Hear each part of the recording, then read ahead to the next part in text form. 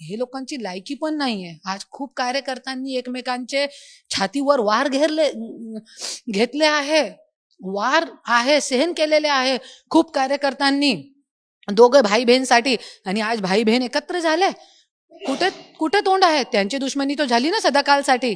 आज भाऊ भाऊ परलीमध्ये बीडमध्ये अशी अवस्था आहे दोघी भाऊ बहिणी मुळे की आज एक घरामध्ये जरी दोन भाई आहे तो एकमेकांचे दुश्मन आहे फक्त दोघांच्यासाठी, पण दोनों एकत्र आले. आज काय तोंड राहिला त्या लोकांच्या?